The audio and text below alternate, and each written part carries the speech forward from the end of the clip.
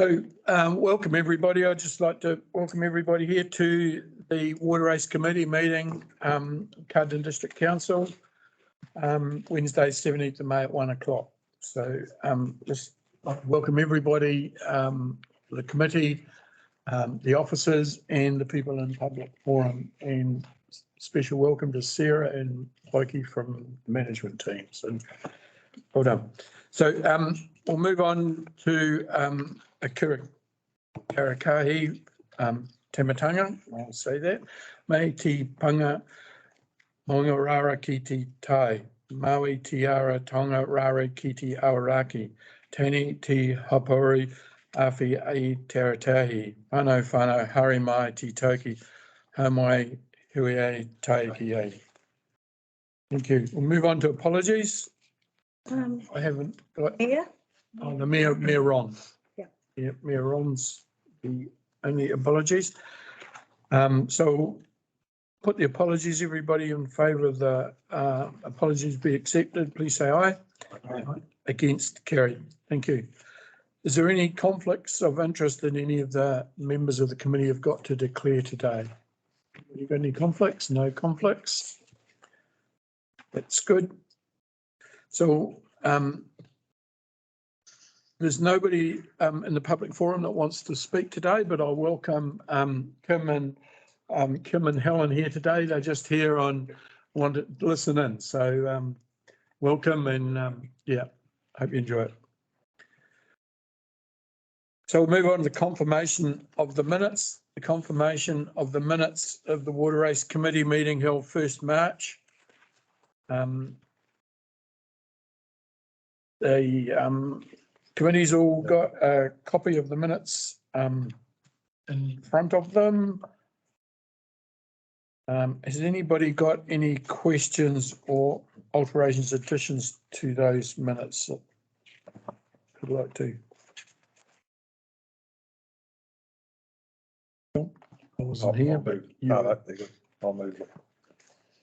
So we'll move. No discussion, no questions. So we'll move on to the adoption of those minutes. So mover, John, seconded. Thanks, Neil. All those in favour, please say aye. Aye. Carried. So we'll now move on to looking backwards on the board, sorry. On the agenda. To the reports. We'll go to the Water Race financial report first, 6.3. So Kyra doesn't have to sit here right through the meeting. She's an important lady with lots to do. So Kyra, I'd like to present your.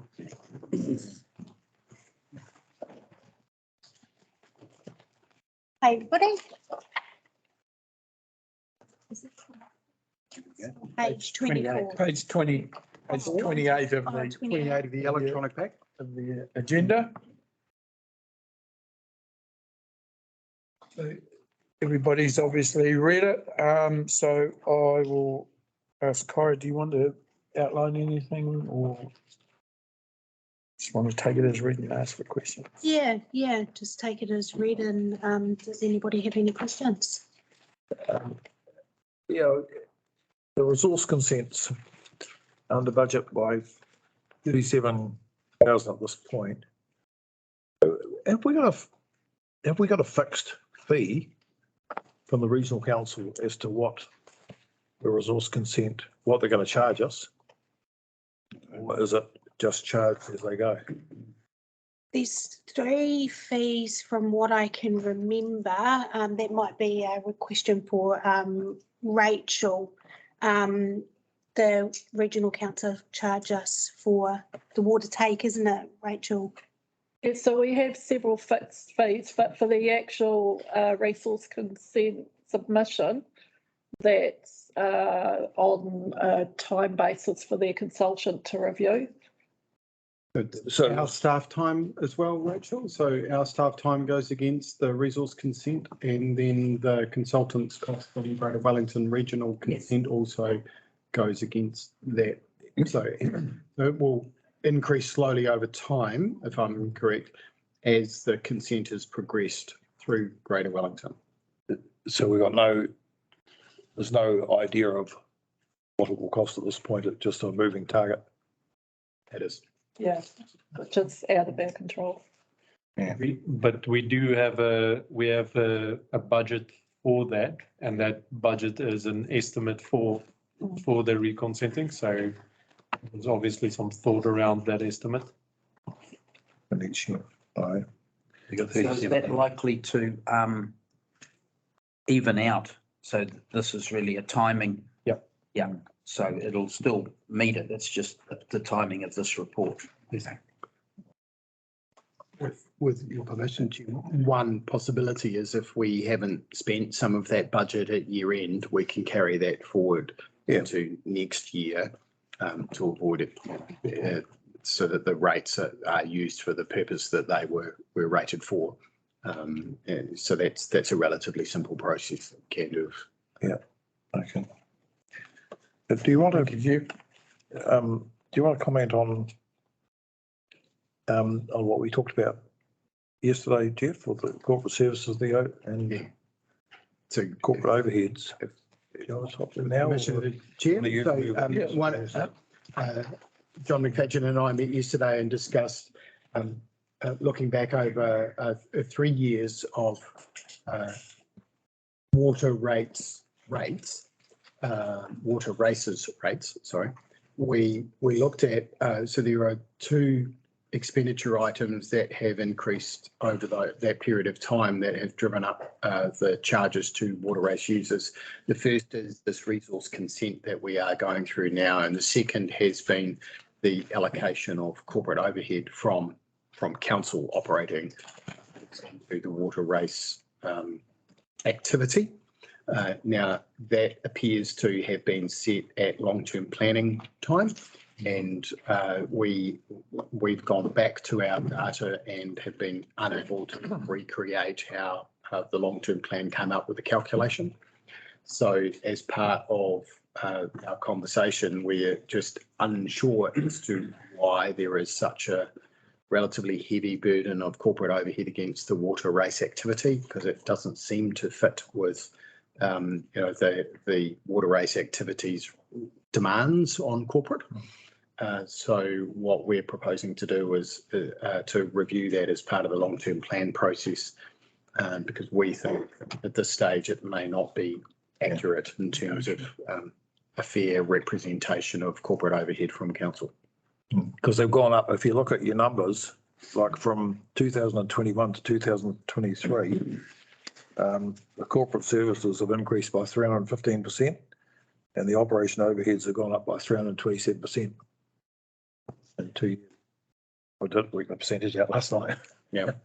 So as a part of that, there could be consent and the requirement for the likes of Rachel and Johannes and the team to be involved in that resource consent. And at the time we didn't have Lawrence, but we've now got Lawrence working on this as well. And once that consent is issued, I expect that, the requirement for corporate services overhead will go back down and to a more normal level. There could be an anomaly in the way that it's actually past staff that work those figures, not present staff either. Yes. So I can confirm that because I was tricky to go back. It came from the management. Oh, well, gee, can we know? No. Well, we were basically told by the management of the day, and none of this management here now, that's what's happening. And because it was questioned, John, you questioned it back then as to the proportion that was charged out to the water-based ratepayers, and we're always arguing with them that we didn't think it was right, but. And then what's happened since, and you probably will explain pretty well, is there's more staff now being required to actually get this resource consent. It's become very complicated getting consent now to get it right. And I think, we just have to appreciate that to get our 10-year consent, we want to, and you saw that last meeting, that workshop, that was going very well. I presume that's still on track. Yeah. But that's what happened going back. But that should be a It's a- one-off lump, right? Should be. And you'd expect that things would then drop back down to a normal BAU type operation.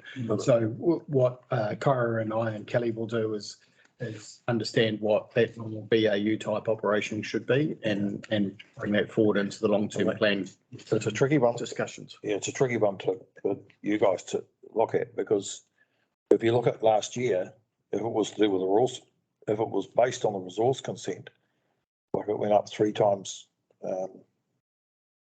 Last year, it jumped from 2021 to 2022, from like 56,000 to 164, and we spent nothing on the resource consent. So that year we didn't do anything on the resource consent, but this is what Jeff and I looked at. It was probably an anomaly in the way it's been calculated. And I actually thought about it after we met yesterday. I thought I wonder if someone's A, overstated the figures, or B, had a budget figure somewhere and actualised the budget figure. Yeah. Instead of turning around and like, there must be something in the system. Yeah. But it's prior. It's prior to you guys. So. Oh, I think we've got confidence in Jeff and yourself. Absolutely. Pull it out, John. Yeah, well, absolutely, but it's, Well, look, it's an action and we absolutely need to pick it up and understand it better and bring it back both to the Water Race Committee and also as part of council when we do our rating review. You know, what is the share of general rates or that should be picked up and that share of corporate overhead. So, It's interesting when you do look at those figures, and you do have to wonder whether it might have used to be based on a percentage of the actual rates income, because if you look at the rates income increase between those 2 years, it's up about 300,000. Yeah. So has that been, the corporate been increased because there's been a massive jump in the water rates? I can answer that. So when we strike our rates, we do it based on the expenditure, so budgeted expenditure. So if the budgeted expenditure was high, then the amount required from rates will be higher. So that's the offset in the budgeting. So yeah, so that's why you see it on both sides in that year. Yeah, so Cost drives the income, not the income drives. yeah.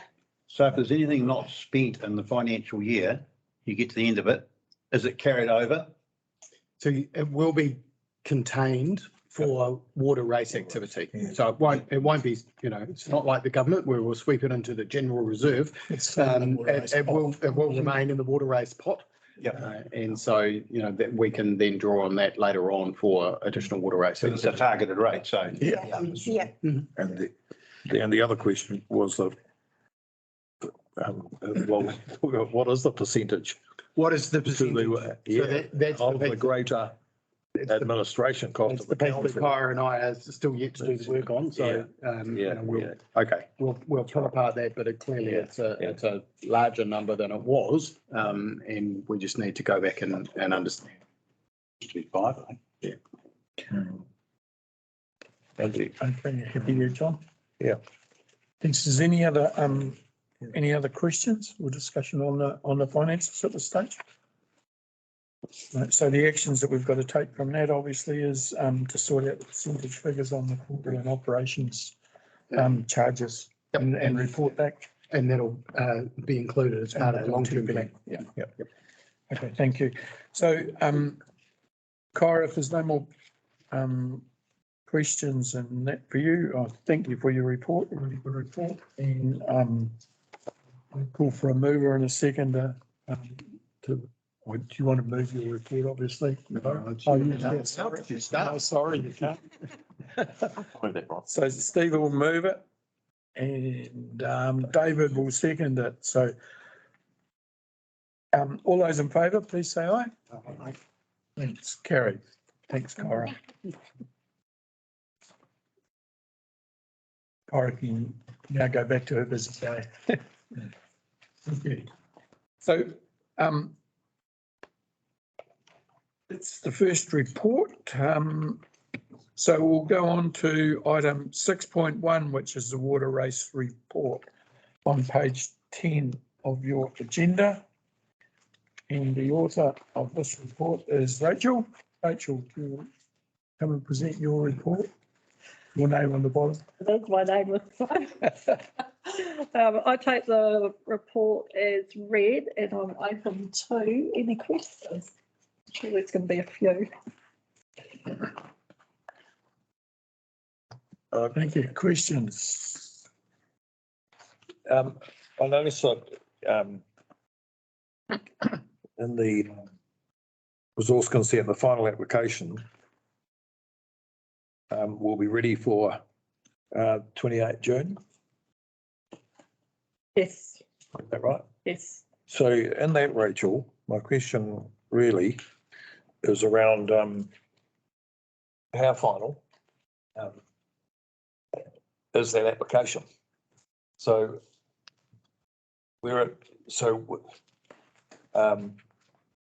for example, we've got to fix on what low flow levels we want through the system.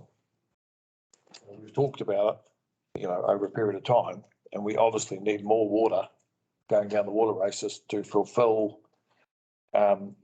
sustaining the ecosystem and other things.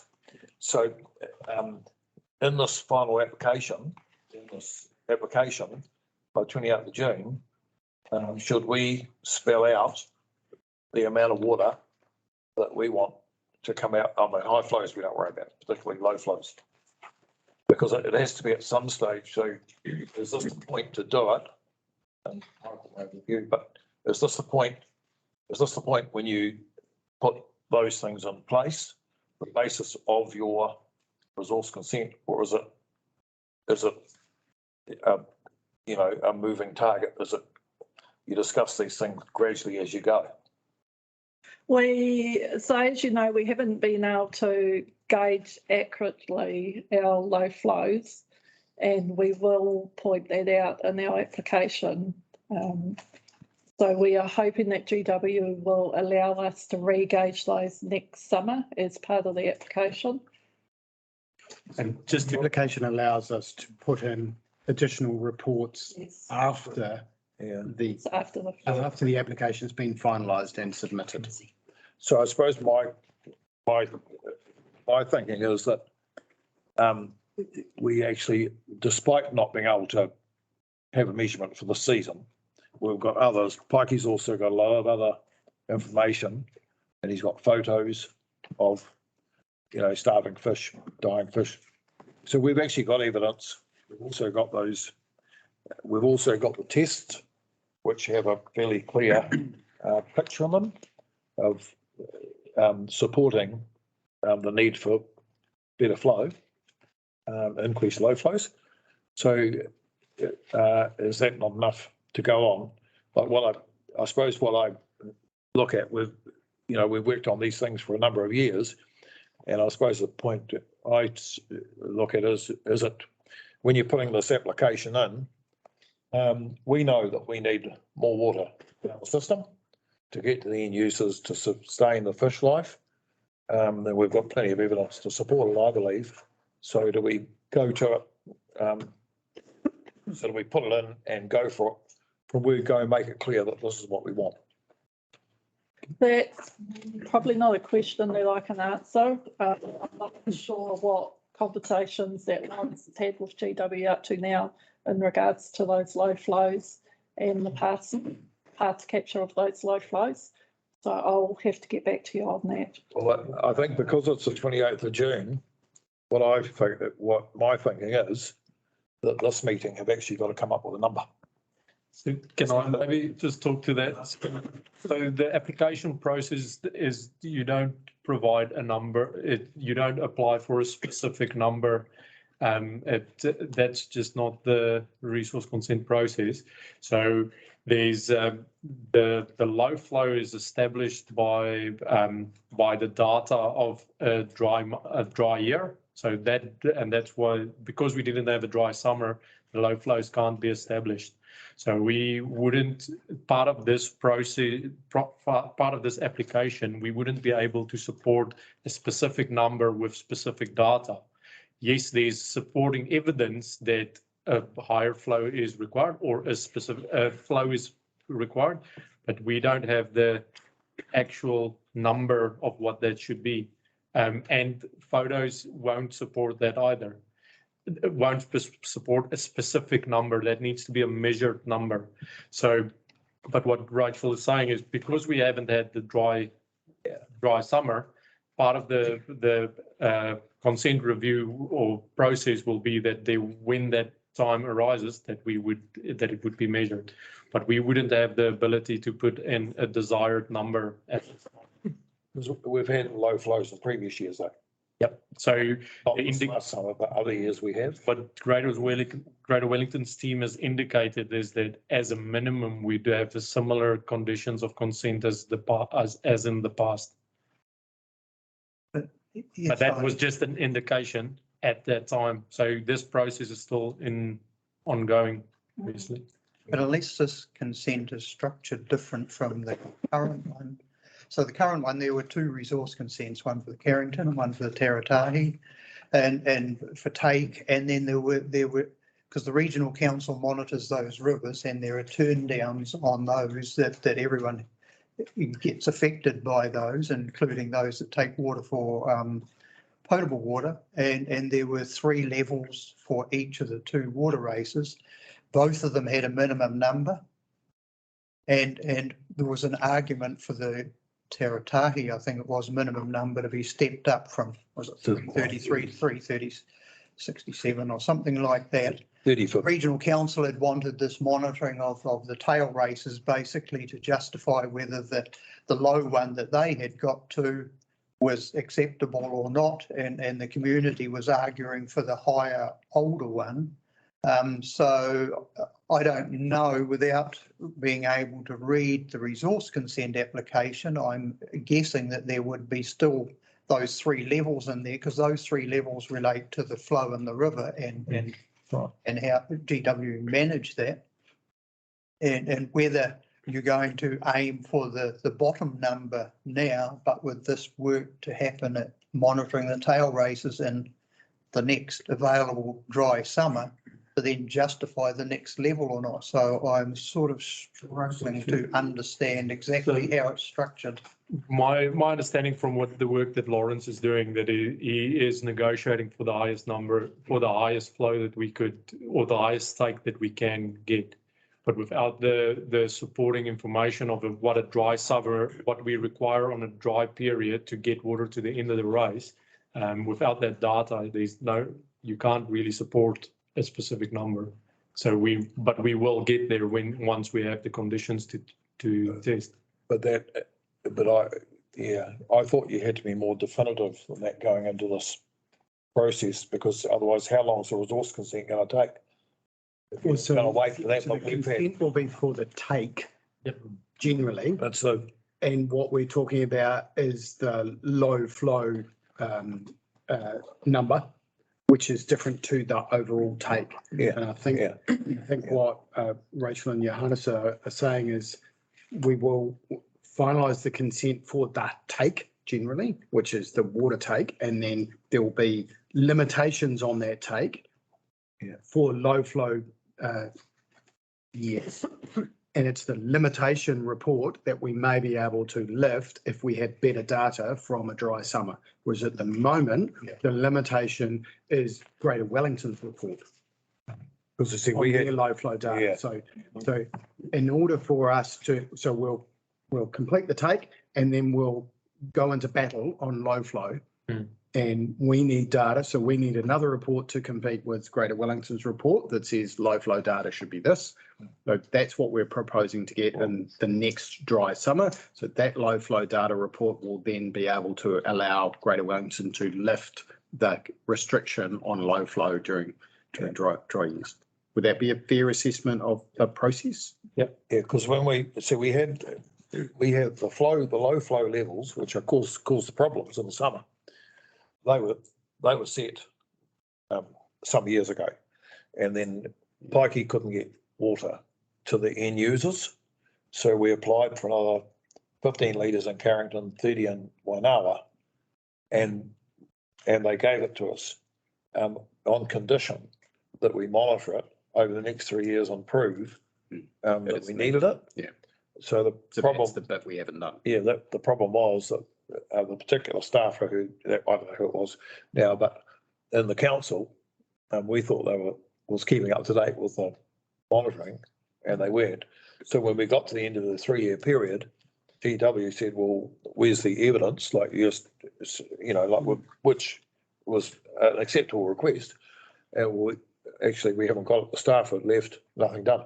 So they put us back to the original minimum flow, which in a dry summer makes it very difficult for Pikey to get water to the end users, but equally, and it also kills fish.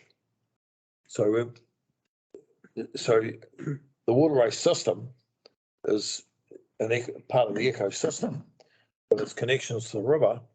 So we've on that basis alone, we have I believe we've got a very strong case to ask for those minimum flows to be lifted. But it's just I suppose my point is that I accept what Your Honour is saying, but we've got to make it clear that we actually don't accept that these low flows are adequate, and that if we have to do a bit of monitoring or whatever, but we have to make it very clear to them that we will be looking on the information we've got and the history that we've got, we will be looking for an increase in those low flow levels to sustain the system. So the conversation that we've had with the team is that we need to be able to get water to the end of the race. So obviously in the last 24 months, that hasn't been an issue because we've had so much rain.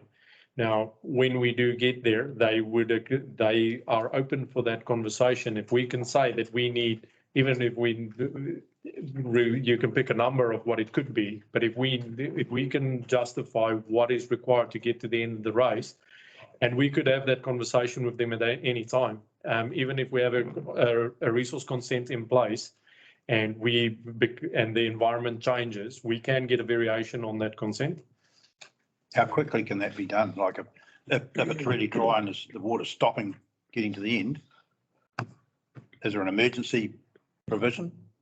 On the other resource consents, there are. Obviously, we haven't been in that position with Greater Wellington. That's now here hasn't been in that position, so I can't say how long. But working with them over recent times, I reckon it could be a relatively, if it's a emergency, I don't see that it would be a significant issue. Well, I'm going to ask Mikey the question now. How often would that happen in the past that it would have been a real struggle, or there was not enough water, you have to open her up a bit? Yeah, I mean, basically, as John said, this figure of low flows was decided years ago, basically on no scientific evidence. It's just a figure that we worked to. So when we did go on to low flows prior to 2005, and we struggled, we were just allowed, I would ring the regional council and they would say, take a bit more. But then once the automatic gate system come in and everything is monitored down to the last litre, Johannes is right, we do, and John, we need to get a sufficient flow of water to the end of the system for two reasons. One, for the quality of the water, and secondly, to discharge back to the rivers, because the rivers are very low and a lot of the water goes underground. But I don't believe that we need the scientific data. If they're serious about the fishery, it's the most critical time in the fish cycle through spawning to alter the flows of water. One, the water temperature can predate the eggs. The other thing is, because we have the greatest predator living within the waterways, which is the eel, that just scavenges on all the eggs. The fish, the other fish, lay a lot of their eggs up on the top of the weed, just under the leaves, under the water. You alter the water level, the eggs are predated. And that's what happens with low flows. We're up and down depending upon how much rain we get in the hills. We can be on low flow today, we can be on high flow tomorrow. 3 days later, we're back on low flow. So the poor old fish through that spawning period, they spawn every 10 days. They lay their eggs, the water's dropped, they're predated. So then the water comes up again, they lay again, they're predated. It's up and down. So if they're really interested in the fishery and the ecosystem, then low flows are their biggest enemy.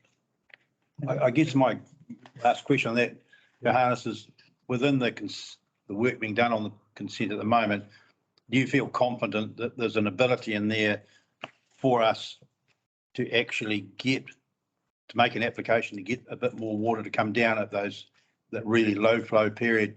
Is there a good process going to be in that consent to do that? I'm confident that when we will get a good consent, and I'm confident that if we can if we can support a claim, a request for more, then that would be positive as well. We would be successful in that as well. So if we get a super El Nino summer, this summer, like they're talking about, which potentially could be incredibly dry and hot and windy. So in that scenario, though, you need to consider the condition of the river as well. Yep. So, and that's not a conversation not necessarily for the Waterways Committee. That is with Greater Wellington, because what you would be the conversation will be the priority of the watercourse, of which one they would prioritize. So if you're talking extreme conditions and the river is in minimal flow, it's probably unlikely that they're going to prioritize the waterways over the river. But you'll get what you're entitled to, and that's it. Yeah. But I think I'm sort of a little bit encouraged with Johannes is saying that the regional council at least are indicating to them now that they would be more favourable about listening to a case. That hasn't been the case in the past. No, it hasn't. Very steadfast on that. The other, point number 2 would be that the conditions that are in the consent will be the important thing, and the consent application will have suggested conditions. So those conditions should spell out the methodology or the process of what we want to do with looking at that minimum flow, and then that would be helpful. And I guess the only other thing that hopefully we've still got in the consent is at the top end, if we are on low flow conditions and then there is a flush in the river, you can actually overtake your consent amount by a certain amount to sort of fill it up, as it were. And as long as that's in there as well, that can help. I think one of the challenges that with this wet period, or the wet 12 or 24 months, is that we have too much water in the waterways and not closely too little. So that does happen. Thanks, Neil. Thanks, everybody. Dale's got a question first, and then I'll. Can I just make a comment? Okay, sorry. About that? I have a sort of simplistic view about this.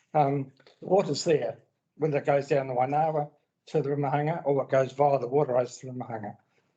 Why can't we get a reasonable flow in the summer that may exit into the Rimahanga via the waterways rather than go down the Wainawa into the Rimahanga? And then we protect the fisheries and we protect the stock, and the water, surplus water, goes back into the Rimahanga as it would do via the Wainawa. To me, it's a simplistic view, and I find this all rather frustrating. Yeah. But it is what it is, I suppose. Too easy, Neil. You're running, the thing is, we're talking about 2 different systems. And the Wainawa runs basically, as long as I've been here, it runs all the time. The Carrington or the Mangadariri does not. The Mangadariri goes dry 99% of normal summers at just below our intake and doesn't come back up to the surface till round about February. So it doesn't matter when we've cut our waterways take off for maintenance, the water does not flow in the river. So it's of absolute no benefit whatsoever to the fishery.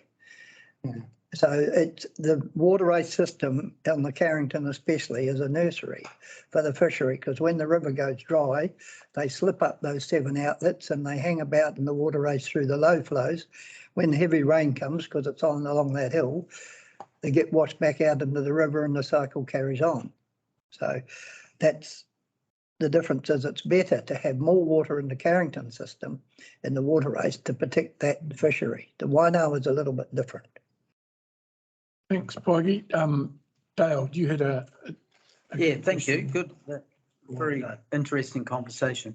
I just wanted to ask about the water race survey, Rachel, and just reading through the results and so forth. The two graphs around the use of water races and the reliance probably would have been fairly well known. I'm just questioning some of the other questions that were raised. What do you take from that survey and what actions might come from it with regards to value for money paid, maintenance of water races, and some of the other questions, not just the reliance of and the use of water races?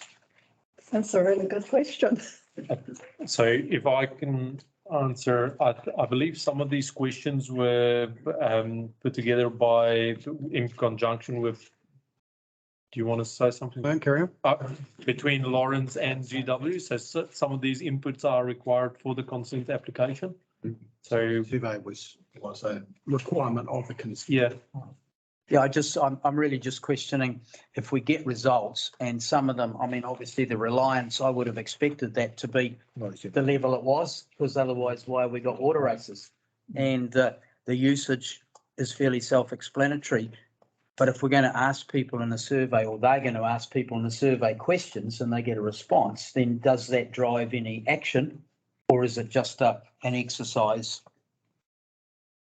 I believe the purpose of the survey was to understand what how the users feel about the race.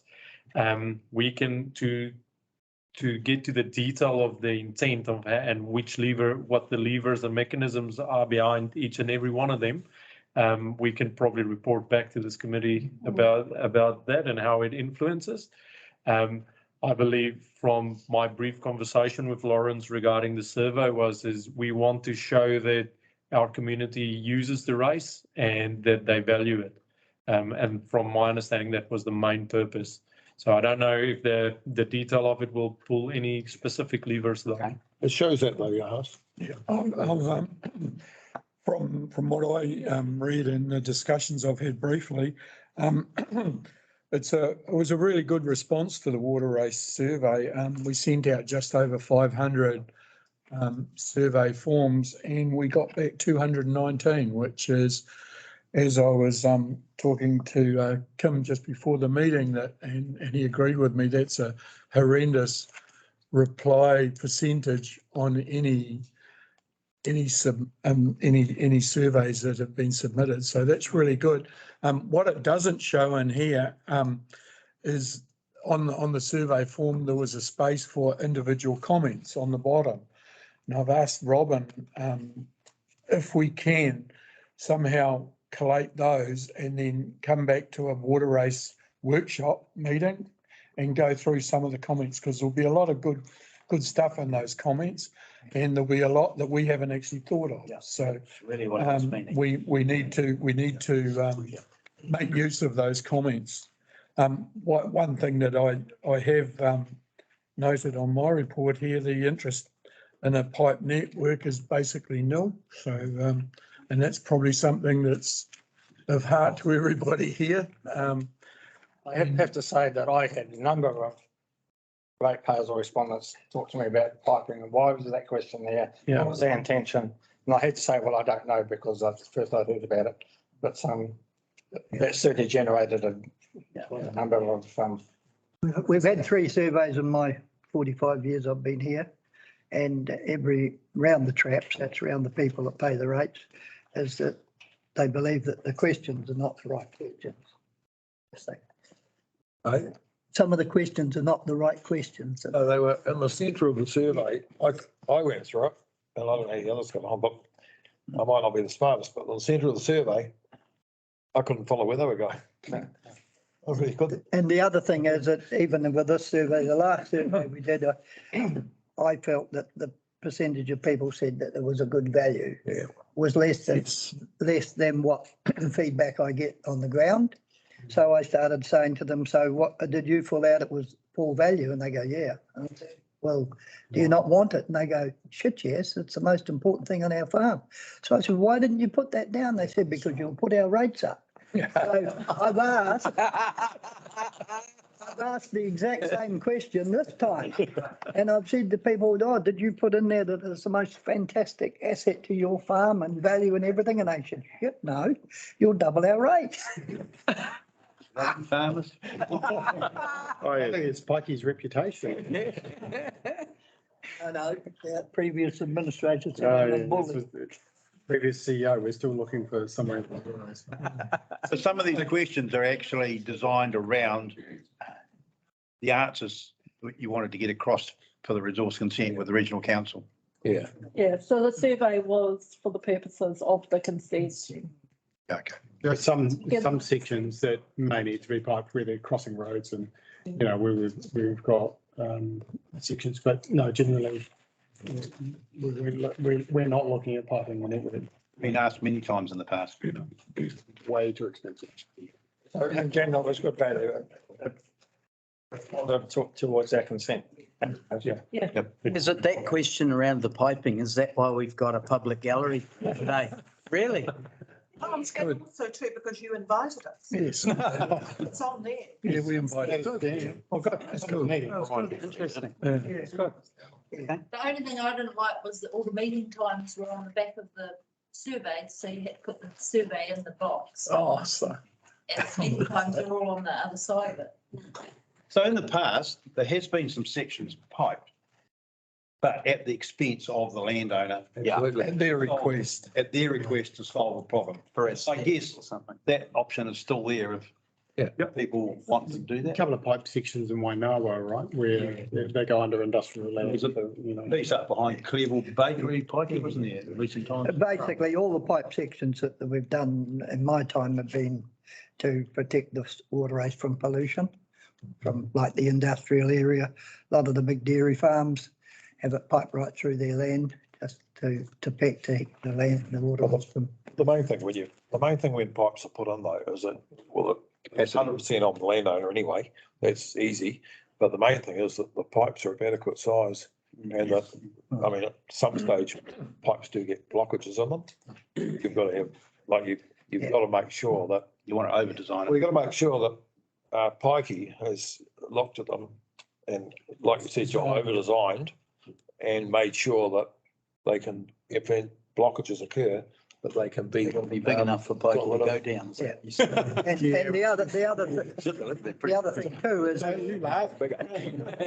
Dangerous comment. John will remember this, the reason that we looked at not allowing those races to be cut off as opposed to being piped is the fact that if those farms are turned into other things in the future, the pipe can be done away with and it turned back to an open race if the new landowner decides to do that. Yeah, but it's also too, on that vein, it's also too why we've insisted that we don't close off the water race because some particular individual wants it when they might not be the ultimate owner of that land. Yes. So land changes hands, the next person comes and says, well, actually, I want that water race put back in. We've got to be, we're really protective of the system. Of the land. We had that case when John Booth would be in, know all this is when the Dykens Road turned into the vineyard it is today. Yeah. The 7 vineyard landowners wrote to the council requesting that water race be cut off. Now they all use it for frost protection. So if we cut the water race off, they wouldn't have had any frost protection. Okay.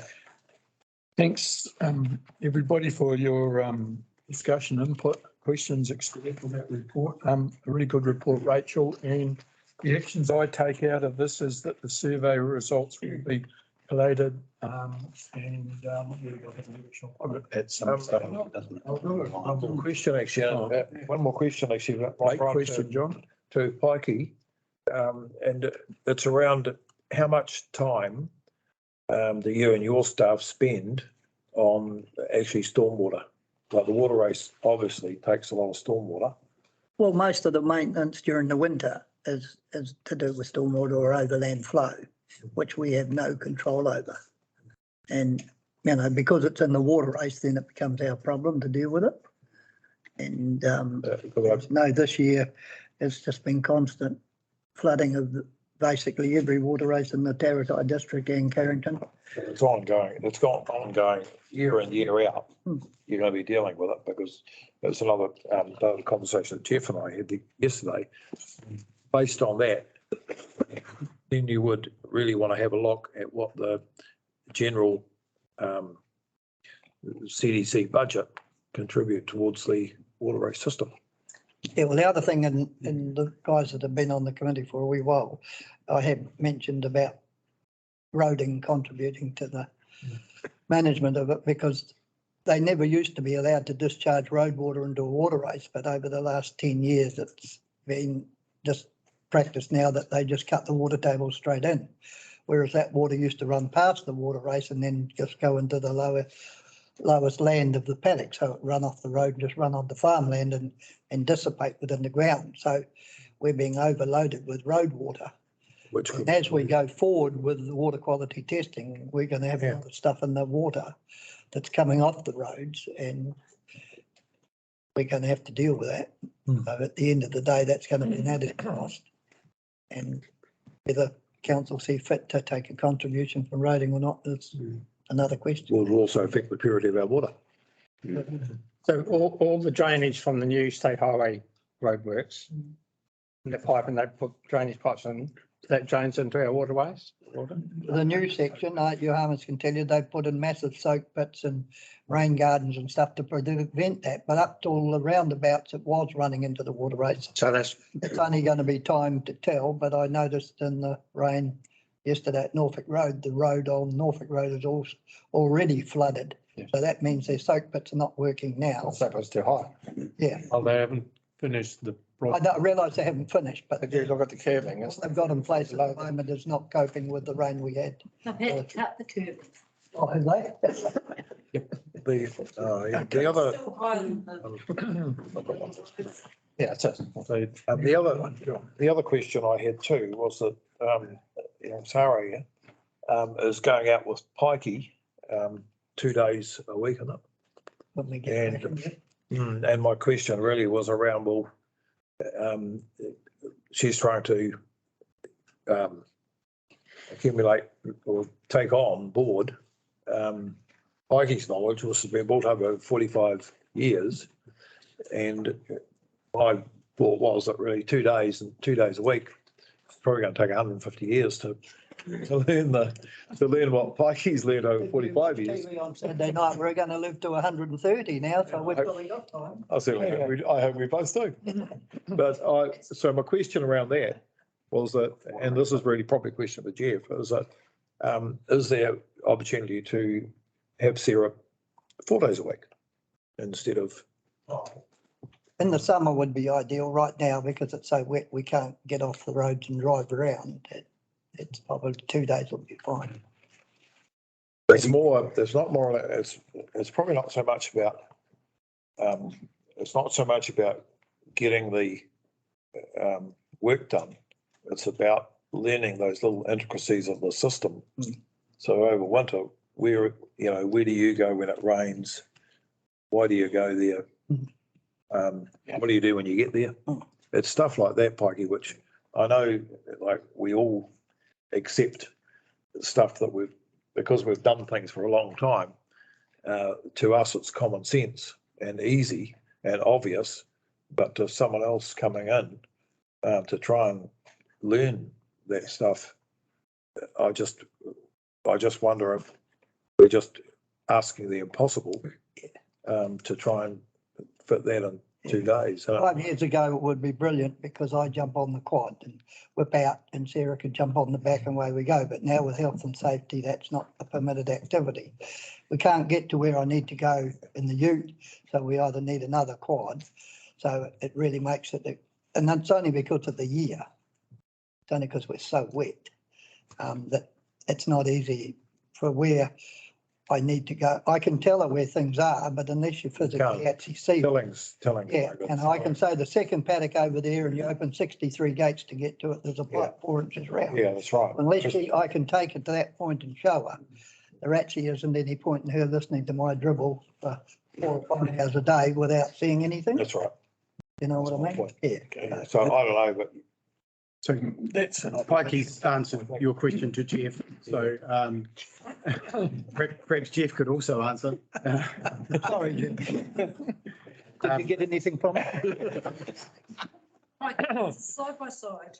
Well, that was actually one of the comments, you know, if we could move to a side by side, which would be really easy to say to people. I think what would be beneficial is if the Water Race Committee think that your suggestion, John, has merit, then that, you know, if the Water Race Committee passes a resolution, then absolutely that's something I could take up to council and say, you know, the Water Race Committee is behind this. What do you, you know, and me as management could then figure out a plan and we talk to like Sarah and figure out that plan. But the start of a 10 would be, you know, does the Water Race Committee support that? And then I could take that away as an action. well, I'd move that we do, and providing that you, on the proviso that you liaise with Pikey and sort it out, Chief. Sarah, how do you feel about 4 days in a row with Pikey? And going out, you know, Answer. going out with Pikey, you know, 4 days a week. I think we can find a different term. I think it's a good start to get this underway. Yeah. And I think if it was a vehicle that allowed the two of them to travel, you know, together through the wet, shitty conditions. And also, let's face it, we're looking at the future with someone else learning the ropes from someone who knows it like no one else. Yeah. You know, and Pikey, you're there, and I don't know, we may get a phone call with Fibergate to come and pick you up and take you away. because, My next ride's on the front of the train, son, so you can pick me up at the station. Okay. so I think we've discussed that fairly well, and I think it is a good idea and it has merits, but obviously it's going to come with costs. So we've got to be aware of that as a committee. Council costs. Yeah, so, and some of those costs will come back to the Water Race Committee.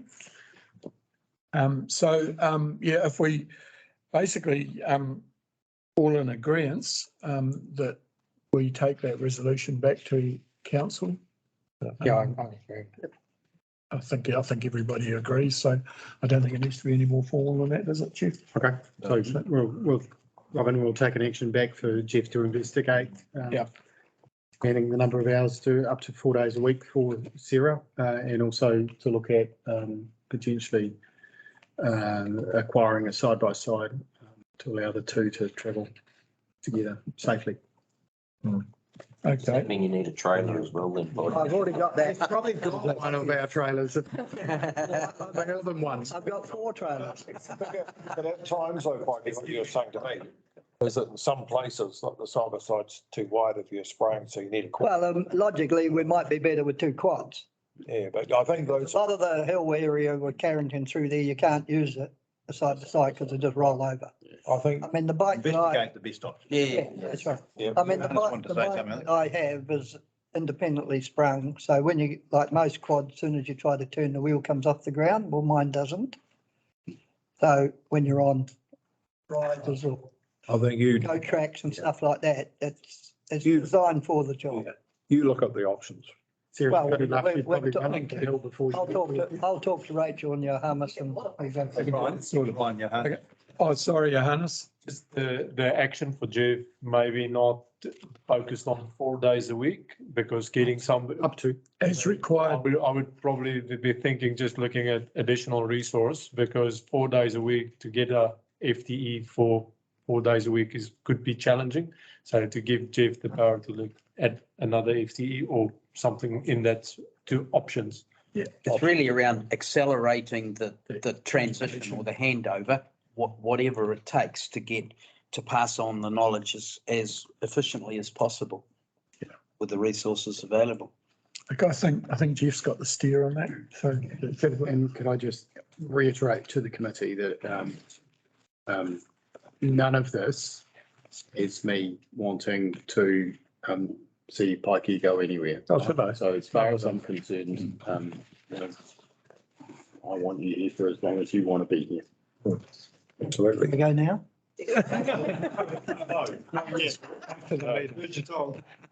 Go till we let you. Okay, thanks for that. Thanks, Rachel, for, Oh, sorry. Sorry, one other thing. The sampling, the way that the sampling has been together for you to see, is that what you were looking for? Can I just have some Yeah. feedback on that? Yeah, that's in the next report, Rachel. Oh, so the different report. is Yeah, it? yeah. Okay, getting ahead of myself. We haven't got a phase one yet. So if that's all on the water race operations report, we'll move on to 6.2, which is the quarterly water report. We're going to receive the Oh, report. sorry, all right, we'll move it. We'll go back to the recommendations that we move and second the water race operations report. I'll move. Move Neil. Seconded John. All those in favour, sorry, I'll put the motion. All those in favour? Aye, carried. Thank you. Sorry, I'm getting lost there. Water quality report, 6.2. And Rachel presented this, so Wishful thinking. Rachel, would you like to present your report, please? Okay, I take the report as read, and I'd appreciate some feedback on the graphing and how the sampling has been put together. I found it quite difficult to try and put this in a way that was readable. So I've just taken 2 samples out of each water race to begin with the actual results. So we've got a trend of results and then the graphing of those results. There's 7 sampling points, isn't there? Yes. Is that right, Bob? Yes. So these 2 out of 7. So they're 2 out of 7. Yeah, so, yeah. I had a look at them.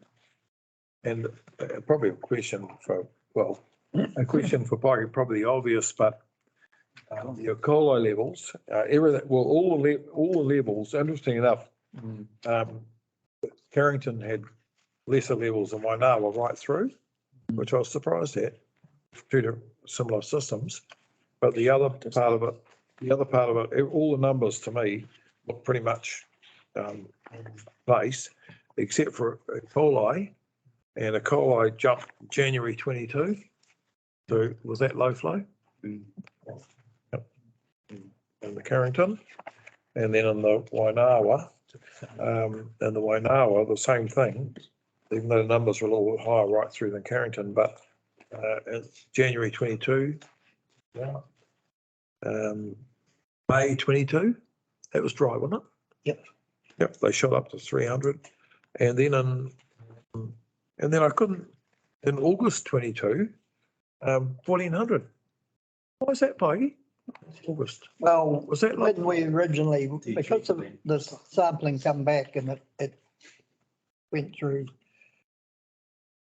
above us. So, and when I picked it up, I actually did some extra samples. So when the E. coli was one time, I found it at 9,000 and the recommended thing is 300. So 9,000 is quite a bit above 300. We tried to figure out what was going on. So I've got it better by weed control. Because there is 2 sorts of, there's oxygen weed and trout weed that absolutely love E. coli. And when the water was tested at our second test spot below intake at 9,000, by the time it got to our next test site, by not removing those types of weed, we got it down to 48. Oh, yeah. So the weed is a filter. I mean, weed's not our enemy, apart from being fodder for the fish and everything else. It's the way you manage it. So I know, like through your place, that if I whip through in the summer and take all the oxygen and trout weed out, the E. coli gets right down to the bottom end. So then I tried to figure out where the E. coli was coming from, and we did have a problem with the last property on the water race, their septic field wasn't that crash shit hot. And then we found that it actually didn't have council approval. It went through the building section for that to be improved. And at the moment, the results are not showing up that there is any infiltration or much infiltration from that land, because that land is all, where the field is all gravel and the water race is lower than the field. So it naturally can't help itself but to get in there. So then I got Glenn to take samples, and Sarah comes on the sample runs with us now, but this is prior to Sarah starting. And the E. coli, 1 metre above our intake in the river, it was in the normal summer is running around about 15,000. What was that? Well, there's 17 new houses up there last year and everybody's above the river on either side. This is in Wainawa. No, this is Carterton. Right. Wainawa was different. That's what I'm saying. That's what I said before. The Wainawa, the Carterton carries less water, so then in any pollution, it's going to show up more. So the water, it's not just the land pollution from runoff from farming. The water is coming into our system already at a high level. Right. And Downey Reed's the only thing I can think of is, as you know, you've lived up there all your life. Yeah. Was one house, Dr. Dale's was at the end of the road when you and I were 15 or 16, and I think there were 17 new builds last year. For all the way these septic tanks are meant to be, the be all and end all of pollution, that's not necessarily the case. Either that or there's a lot of dead animals. So, What sort of dead animals, Mikey? any sort. Possums, Farm- pigs. So not just. Well, the DOC 1080 for the pigs and the deer. Okay. So where do they go? Possums and. Possums, yeah. I mean, it could be anything. There will be sheep and cattle that are up there. Combination of all of those. There's not much livestock up there. No, that's right. But the other thing is it's quite a big hunting area as well. So you get the hunters that shoot a deer, take the back legs and the back steaks out and leave the rest. And same goes for the pigs. It would only take, what, one animal I to don't die and fall in? Don't know what sort of amount you would need To get that reading. to get those readings. Yeah. So, but you take it this year, they've been very low Mm, because there's been huge flows. yeah, just keep washing it through. Well, yes, when you take a sample, the less water you got to pick from, the higher the level of the reading. So what about the Wainawa? Oh, this is Waihack, sorry. Territory Waihack. That's right at the end of the line, yeah. Well, those are kind of levels are real high. Yeah, but you've got to remember that we're taking all the town water, Yeah. all the storm water. Through. All the storm water every time it rains comes at now, It's going comes in down the east side. side number 2, classified Yeah. 1 water race. So that goes to the Waihack. So, and, So, yeah. anything that's coming off the street, anything that's coming off land. And then as well as that, you've got the farmland. And if you look at the topography of the water race is in the lowest point of the land. The land runs away from the water race at Rutland Road and it runs into the water race from the town. So you're getting the water coming from lots of overflow land water, plus you're getting all the underground pipes that we've got in for our underground stormwater. So if you compare that test with above the town, that's why probably to answer Rachel's question, you probably need what you've done here on the 7 test sites. Yeah. Then that'll give you a bearing on the town's contribution to pollution in the system. Can I ask, when people get a consent to build in these rural areas and these subdivisions and put their own septic system in, are there any follow-up checks that it's working properly? Yeah, the building consent won't sign off the building until they're comfortable that it's been installed properly and in accordance with. But even down the line, Jeff, after a year or two, Yeah, there's no check to make sure it's malfunctioning. If it's installed as per the engineering specs, which are signed off, those specs have to meet the standards. Yeah. So the assumption is that if it's installed correctly, designed correctly, it will work correctly. Yeah, no, but I'm thinking, you know, maybe after 5 years or something, should there be? No compliance It inspection. would only be on complaint or on suspicion of failure. So I can talk a bit more about that. So I'm an engineer and I do design those systems. So in the old days, when you put in a basic septic tank and you'd put a soak pit at the end of it and you'd have an overflow to the nearest watercourse, those days are completely and 100% gone. You cannot do that at all. And in fact, you have to be a minimum of 20 metres away from a water body, whether that be a bore or a river or a drain or anything. If it's not used for water supply, if it's used for water supply, you should be 50 metres away from that. And then there is a code and you have to design to that code, and there is a distribution. So most people commonly use what's known as a drip line system now. And you dose, well, I do anyhow, I know some others might go higher, but you'll dose at a maximum of 3 millimetres per square metre per day. Summertime evaporation is about 6 or 8 millimetres. Winter, it wouldn't quite be that. So there's limited migration in a horizontal direction away from the site. If there's anything, it would be vertical down to a water table. But you do keep them shallow. Now, I have been to systems put in by others that are a mess, and I've had to fix them up. So there are issues, but generally they should be well away from any water course, and there should not be an overflow to a water course. If there is, then I would expect that the building inspector would pick that up, and it should be failed. those systems don't work well in areas where the water table levels get very high. Well, in theory, what you're meant, so if the water table's within 600 millimetres of ground level, you're meant to put them into a sand mound above ground. So water table depth is one of the criteria that govern where it should be. Drip line are typically put in at 150 millimetres deep, so that they are easily in the root zone of grass or whatever you might grow in amongst them. If you go to low pressure effluent dosing, which is a heavier dose rate, then they are a little bit deeper. And you do have to be careful whether you're in clay soils or free draining soil. So there's quite a bit of stuff that the designer is meant to look at. I know one or two probably don't as well as they should, but a septic tank does need a building consent. Mr. Chairman, I have a quick question to make. Some of the places that I've looked at where the people, because I happen to be on the property, said that they think there's something wrong with their septic tank. Now, these are new builds, only 10 years old, what I call new builds, built by a retired couple, and then they sell and move, and a family come in with 4 or 5 kids. I don't believe the system can cope with the extra use. So the designing, so the parameters that go into a design are the number of bedrooms, and then the code specifies for 1 bedroom, you have to design for so many head, 2 bedroom, 3 bedroom, 4 bedroom, 5 bedroom, and that number of head increases relative to the bedroom.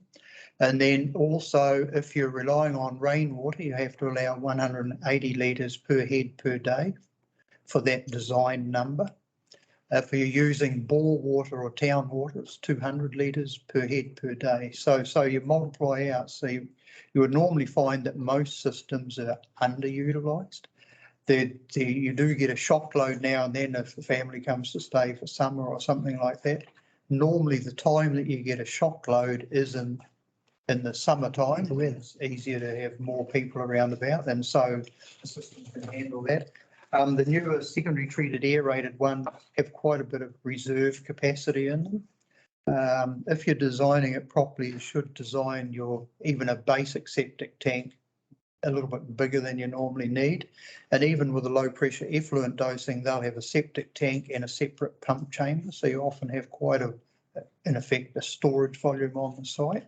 So if someone puts extra bedrooms on, then it should get picked up at that time.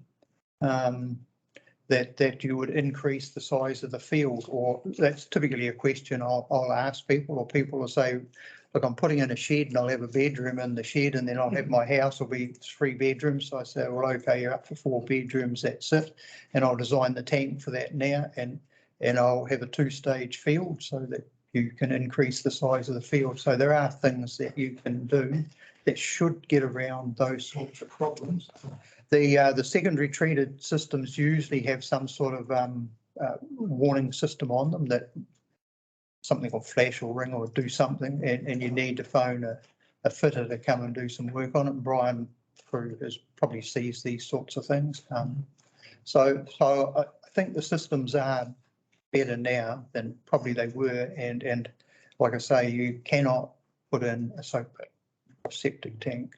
If Pikey is suspicious that there's,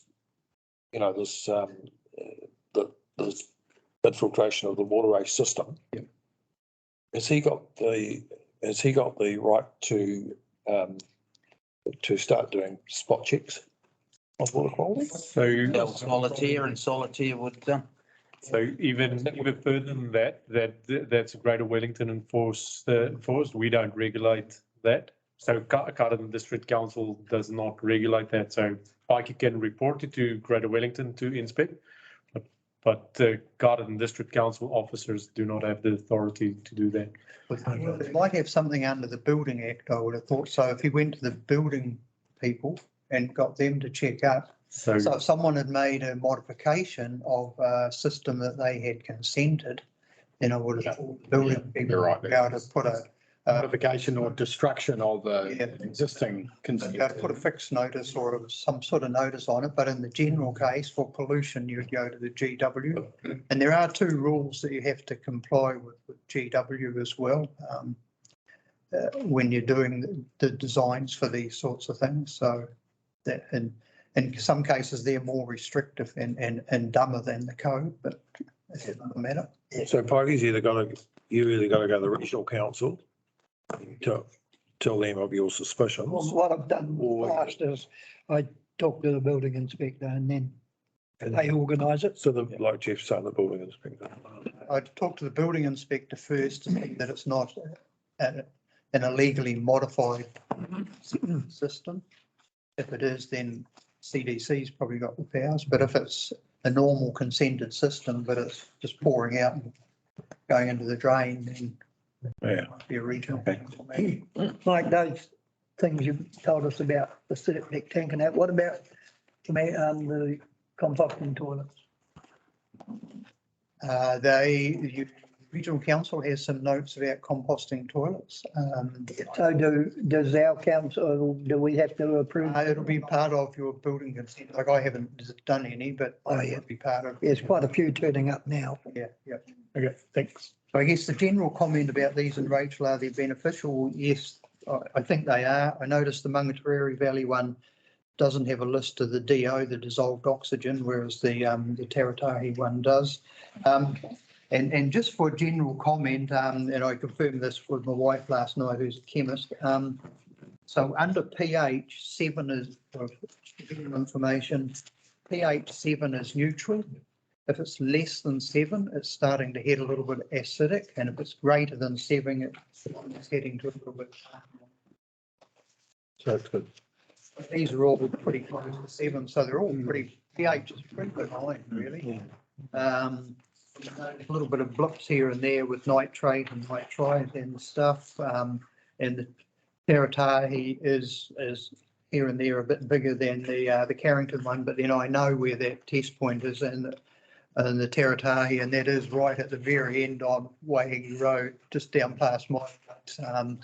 And there's always a very low flow in that. So my guess would be that depending on the time of the year and rainfall and what stocking has been upstream of it, that could hover the numbers up and down. And then it was a little bit useful for that national policy statement for freshwater management from the Australian people.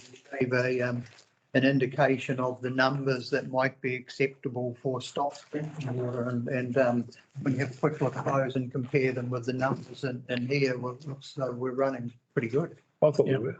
It was bloody heavy reading that bit of Aussie stuff, but it was, but I thought the numbers, from what I could make out, I thought we were really good. You know, I thought the same. I'd like to commend the quality of the report too, Rachel. Yeah. Rachel and Lawrence, and your consenting right down to Pikey taking the samples. It's really good. I can understand it, although I do deal with these a little bit at work. So it is really good, and thank you very much for that. And I would like to see, as John said, some more sample points taken at different times. And ongoing, like Ongoing. getting those numbers. Yeah. It's like us getting the financial statement. So you want the trends to keep Seven. keep going. 7 of them. Yep. So that we're fully aware, every meeting, if there's any change, we can pick it up. But I'm thinking, that's our business to make sure that water is good quality. I think the other thing you guys have got to remember from the last consent process was that these selection of tests were given to us by GW. We didn't select them. The other thing is there was a scrap over what we were testing for, and I'm pretty sure we were given an undertaking that some of those tests would be dropped out at the next consent round because of the cost of testing. Some of those things are $150 a test, and we do 7 in the run. Yeah. And it actually means nothing. Some of these ones in here, Yeah. Mikey. The ones that Fish and Game insisted, didn't they, John? And Regional Council said when we get the next consent, some of those will be removed. Yep. So we really need to find out which ones are not important because we're paying for them. Last There's no consent, value. we got that guy in, Yes, Carterton, Taylor. who was an expert in He it. worked for And GW, but he was. did exactly that. Yeah, that's right. Yeah. We've got to be aware that we don't want to do a lot of tests that aren't really proving anything. It's a lot of money. Positive, the big positive in these tests for us, going to the all consent is that those are E. coli levels, which are the most important, and they go that way in low flows. Yeah. Yep, that's another reason to argue for more keep water. the flow. Good. Very good. Thank you. So no more questions and discussion? Oh, sorry. No, I'm all good. Okay, no more questions and discussions. I'll put the recommendation that the committee receive the report. I have a mover and a seconder, please. Thanks, Steve and John. All those in favour, please say aye. Aye. Right, it is carried. So that ends all the reports and all the business of the agenda. So I'll just ask Dale to do a closing here. Before we go, Mr. Chairman, can I just give a quick rundown on Donald Street or Road? Yeah. That section of water race along that wooden fence line there, we clean annually. And before it was just a driveway. Now it's been converted into the road. There's insufficient room for us to operate there safely. The traffic management will be between 1,500 and 2,000 a year. And because there's nowhere to put the cleanings, we have to cart them away to Park Road. So it's about a $5,000 operation to clean that section of water race annually. So I asked Rachel if we could pipe it as a one-off. Right. So the price of piping it is just a bit over the cost of 1 year's cleaning. So that's why that's in there, How big's that pipe? 300. That big enough? Yeah, well, the lead to it is only 100 mils. Yeah, so that copes with a bit of surface water as well. My question is, where's Donald Street? The one that goes in past my place into the back of the fold. Oh, is that what it's Yeah. called? Down the railway line. Yeah, Yeah, it should be road. Confusing. should be road. It's in Yeah, the- it should And be. did the developer pay for the pipe? Oh, is that your place? Oh, I wonder where that rubbish was. Got it? Is it your subdivision? No, I'm not making the profit. Somebody else. Who paid, did the developer pay for the piping or Pardon? did we have to pay for the piping or the developer? Because it's on the road. Oh, that's outside. Developer's doing the road. Yeah, it's not the developer's cost. There's 3 other properties in there. How long will the pipe be, Melvin? Pardon? How long will the pipe be? It's about, what are they, 18 times 6? 100 metres. 100 odd metres. So the only reason I asked that is 200 diameter pipe sort of makes me a bit nervous. For inlet and outlet and cleaning and all that sort of thing, and I don't know how much. 300, Yeah, The supply to that line is only 100. oh, yeah, no, I understand that, but one day you might upgrade that, but, and there could be a bit of stormwater would get in there, but yeah, if you're doing 300, that would be. I'd be- Working on the theory, it won't be my problem. You said you're living to 150. 300 hit you. It's got to come out of my budget. I've got to juggle it somehow. So yeah, 300, I'd be okay with that. 200 would make me a bit nervous. Okay, we've got a, Chairman, sorry, Neil. Yeah, carry on. could I ask for another item, an item be on next meeting's agenda regarding just to telling the story of the water races and a bit of publicity and get the good news out there that will help our case. Pikey's writing up to our history of the water race, and I'm going to be away this month, so I expect it to be ready by then when I come.